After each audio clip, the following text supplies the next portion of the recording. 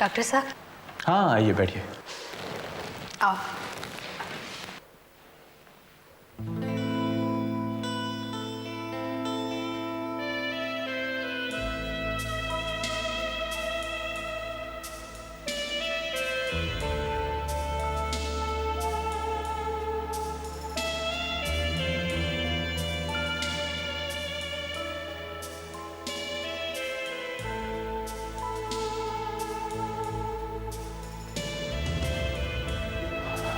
बैठिए।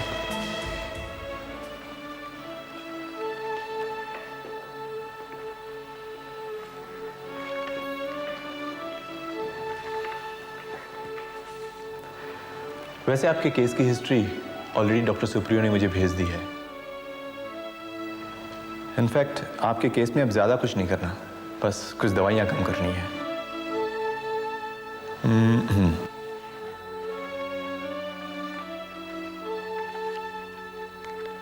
देखिए ये जो दवाई उन्होंने लिखी थी पहले 2 दिनों में 4 बार आपको लेनी थी, अब 2 दिनों में सिर्फ 3 बार लेनी है आपको, और ये सेकंड वाली नहीं लेनी। अब आपको शायद डर भी नहीं लगता होगा, I mean, भीड़ देखकर या ट्रेन की आवाज सुनकर।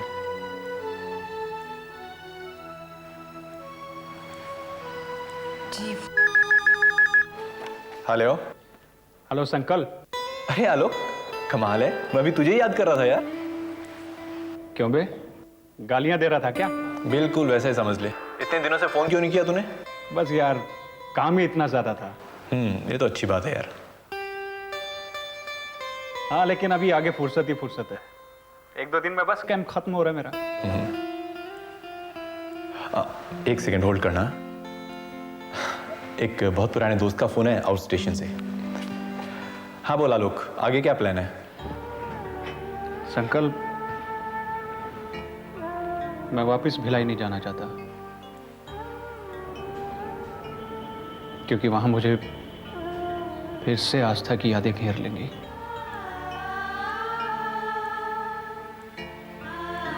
तुझे जाना भी नहीं चाहिए आलोक। तू ऐसा कर, तू यहाँ आ जा, यहाँ बहुत काम है यार। और अगर तू चाहे तो माँ का आश्रम भी संभाल सकता है। ठीक है संकल्प, मैं वहीं आकर तुमसे और माँ से बात करूंगा। माँ को मेरा प्रणाम बोलना। हाँ हाँ जरूर। बाय।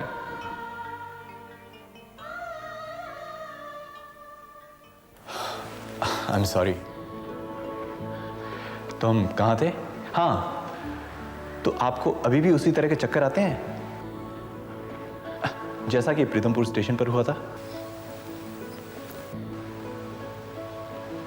आपको कैसे पता? इंजेक्शन तो मैंने ही दिया था। अब देखिए किस्मत भी कैसे लोगों को वापस मिलाती है। इस बात को हुए कितने दिन हो गए, लेकिन आप आज फिर मेरे सामने। वो कहते हैं ना कि किस्मत अगर किसी को अलग करती है तो वापस भी मिला देती है। लगता आपका ट्रीटमेंट मेरे ही हाथों होना था।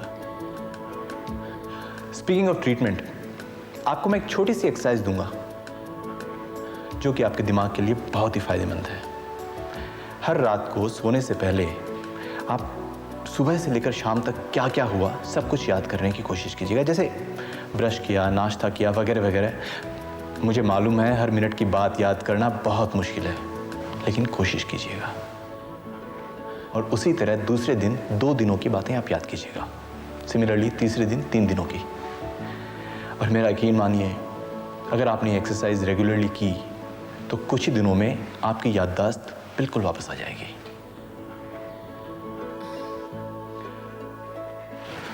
ये लीजिए, इन्हें आप हर हफ्ते यहाँ ले आइएगा। ठीक है डॉक्टर, थैंक यू। चलो।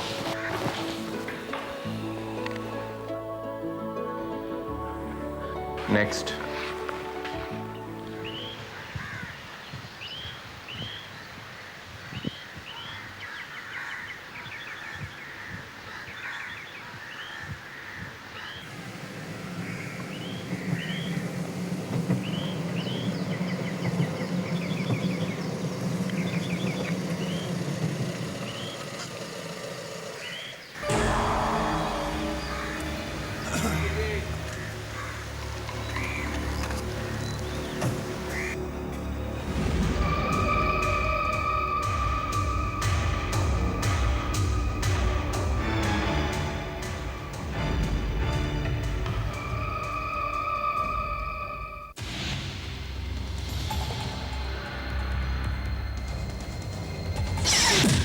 हर तरह की कोशिश कर चुकी हूँ, आखिरी दाना भी डाला हुआ है, शायद 1-2 रोज में तैयार हो जाए। मैं कुछ सुनना नहीं चाहता, बस मैं इतना जानता हूँ वो प्रॉपर्टी मेरी है, और अगर वो मेरी नहीं हुई तो किसी और की भी नहीं होगी। मार डालूंगा मैं उस डॉक्टर शशिकांत को। उससे आपको क्या फायदा होगा? खुशी मिलेगी मुझे। बस खुशी? और ये खुशी कितने देर तक रहेगी? मेरी बात मानिए, थोड़ा और इंतजार कर लीजिए। मुझे तो शक है, कहीं तुम ही सब कुछ हड़पने के चक्कर में तो नहीं हो? अगर ऐसा होता तो मैं आपसे मिलने क्यों आती? क्या पता, मुझे तो औरत जात पर बिल्कुल भरोसा नहीं है। तो भरोसा करना भी सीख लीजिए, उससे फायदा ही होगा। हाँ, वो तो नजर आ ही रहा है। डॉक्टर शशिकांत मरने के बावजूद जिंदा है, और अब जीते जी उन्हें मारने में मेरी मदद कर रही है। मिस्टर दिनेश, आप कहीं ना कहीं गलत जरूर। देखो सुनो, मैं तुम्हारी बकवास सुनने के लिए नहीं आया, समझी ना तुम?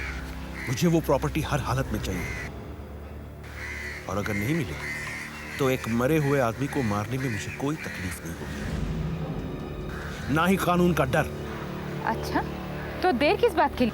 हाँ, देर किस बात की?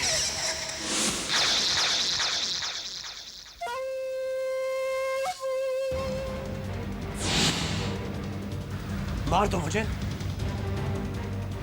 खत्म कर दो। मैं अब मौत से नहीं डरता। तुम चुप रहो। जिंदगी ने हमेशा मेरे साथ छल किया है। एक ने बीवी बनकर और दूसरे ने बीवी का नाटक रचाया। कुछ पैसों के लिए ना, कितना रुपया चाहिए तुम्हें? 1 करोड़, 10 करोड़? ले जाओ सुलेखा, सब कुछ ले लो, लेकिन मेरी आंखों से दूर हो जाओ तुम दोनों। देखिए, आप मुझे गलत समझ रहे हैं। अब तक तो मैं तुम्हें गलत ही समझता आया था, लेकिन सच्चाई मैंने देख ली है आज। तुमने मुझे बहुत बड़ा धोखा दिया है। मेरी जिंदगी, मेरे जज्बातों के साथ तुमने खिलवाड़ किया है। किस लिए? किस लिए सुरेखा, किस लिए? चंद करोड़ रुपयों के लिए? और ये सारी की सारी जायदाद पे तुम्हें यूं ही दे देता। ये तो अच्छा हुआ मैंने तुम दोनों को देख लिया। आज बच्चों के प्रति एक मुझसे बहुत बड़ा अन्याय हो जाता। तुमसे अच्छा तो रमन्ना है, जो मेरा कुछ ना होते हुए भी सब कुछ है।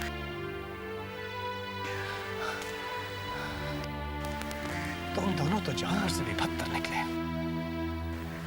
जो जी में आए करो, मैं तुम दोनों को एक फूटी कौड़ी नहीं दूंगा, समझे? और हाँ, तुम दोनों सलाखों के पीछे जाने की तैयारी कर लो।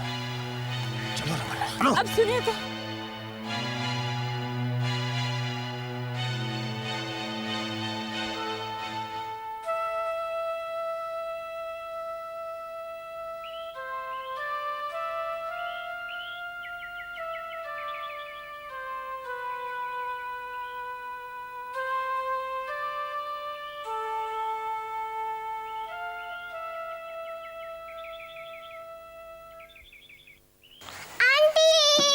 अरे तू मुझसे बात मत कर। 3 दिन से घर क्यों नहीं आया तू? आता तू, वो बुड्ढी कहते हैं जा घर जा।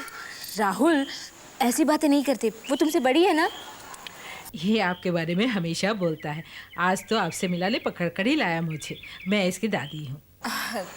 नमस्ते आंटी। जीती रहो बेटी।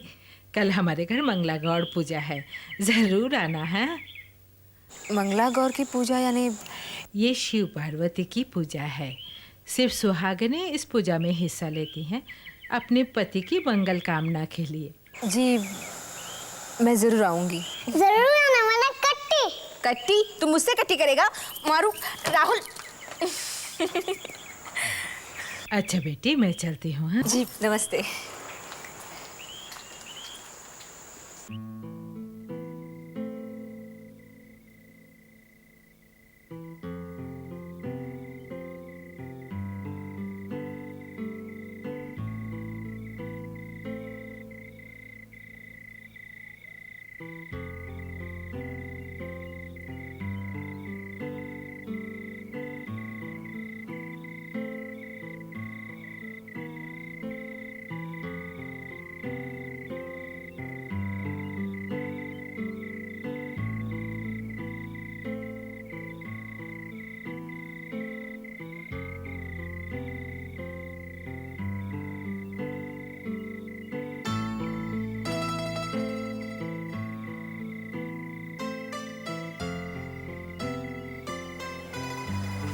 आज से आपको सिर्फ 3 सिगरेट मिलेंगी, नुपुर।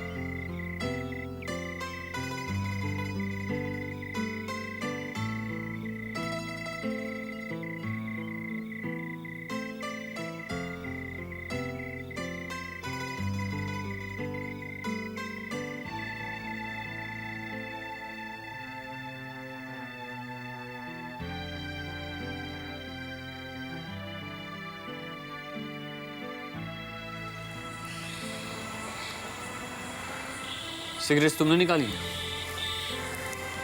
जी, ज़्यादा सिगरेट पीना अच्छा नहीं होता। नींद ही नहीं आ रही, क्या करूं?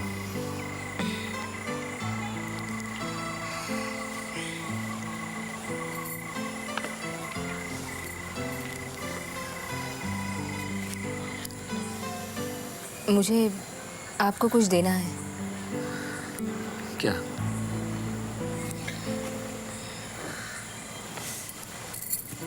ये क्या ये? कुर्ता। कुर्ता? किसने बनाया? मैंने। तुमने कहाँ से सीखा? टीवी में देखकर। टीवी देखकर?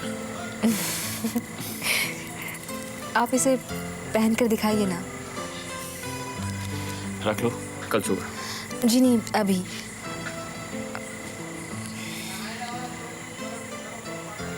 मेरे लिए? ओफो, लाओ।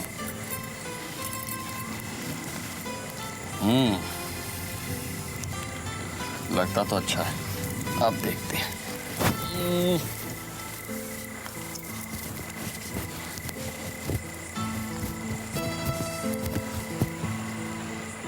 कैसा लग रहा हूँ?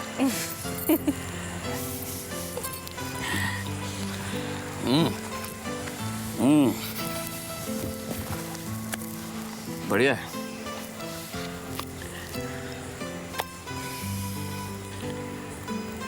अब पहन लेना कुर्ता। जी। खुश? अब जाकर सो जाओ, रात बहुत हो गई।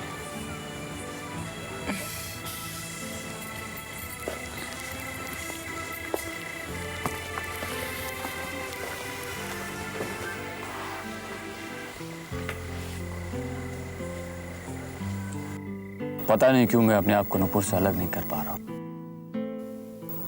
जबकि मैं अच्छी तरह से जानता हूं कि श्रुति मेरे लिए सब कुछ है। लेकिन जब श्रुति करीब होती है तो नुपुर की कमी महसूस होती है।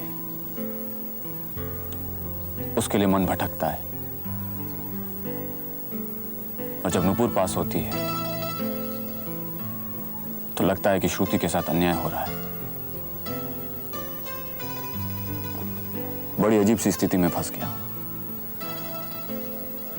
श्रुति और नुपुर दोनों ही मेरी जिंदगी का हिस्सा बने हुए हैं।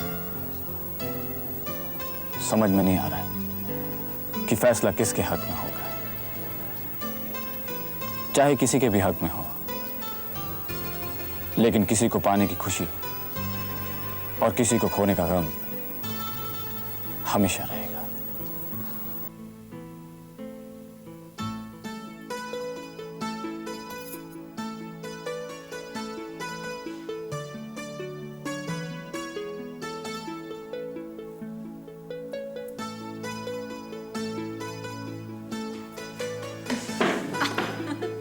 आ गया तू? बस आप ही नहीं आए, बाकी सब आ गए। सब आ गए। कौन कौन आया? मोटी आंटी, अच्छा, और मेरा नाम क्या रखा है तूने? रोने वाली आंटी। रोने वाली आंटी। क्यों? क्योंकि आप हर बात पर रोती है ना, इसलिए। जाओ, मैं नहीं बात करती तुमसे। सॉरी, चलो ना। सॉरी, चलो ना। चलो। रोने वाली आंटी बोला तो फिर से। चलो जल्दी अभी।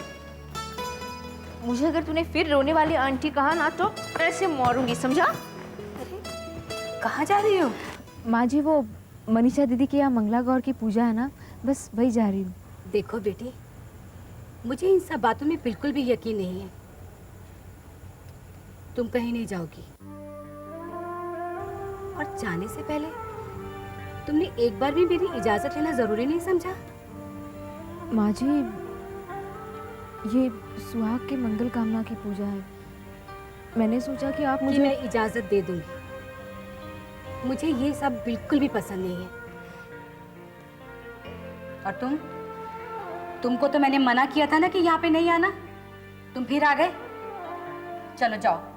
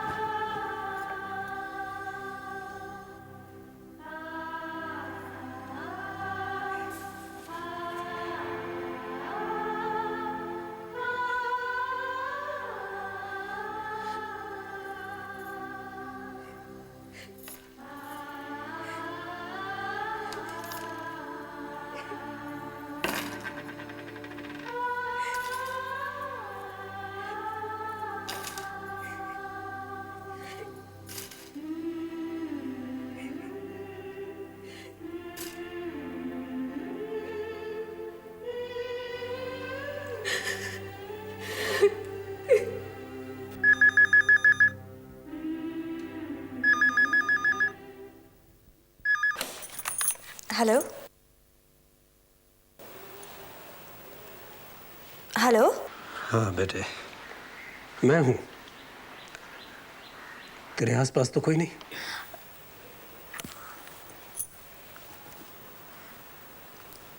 नहीं तो पापा, क्या बात है? तू कैसी है? मैं ठीक हूँ पापा, लेकिन आपकी आवाज।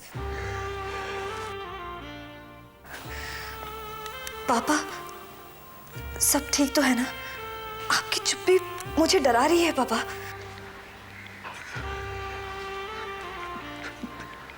बेटा, तुझे देखने को दिल कर रहा है। मुझे आके मिल सकती है? पापा, आप रो रहे हैं? मुझे सब कुछ अंत होता हुआ नजर आ रहा है बेटी, सब कुछ।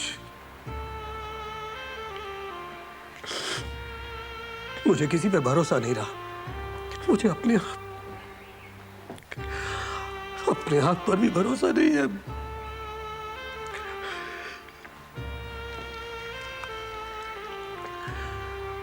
मरने से पहले तुझे और प्रीति को सीने से लगाना चाहता हूं।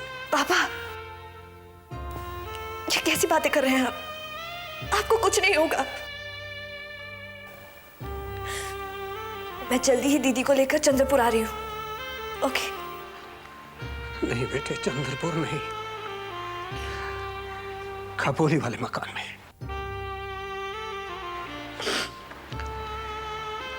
वहां पुरानी यादें ताजा करेंगे। हाँ पापा, बहुत मजा आएगा। मैं पूरे 1 हफ्ते की छुट्टी लेकर आऊंगी।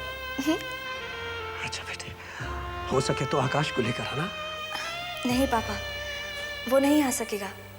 मैंने पूछा था, वो बहुत बिजी है ना, वो तो मुझे भी वक्त नहीं दे पाता।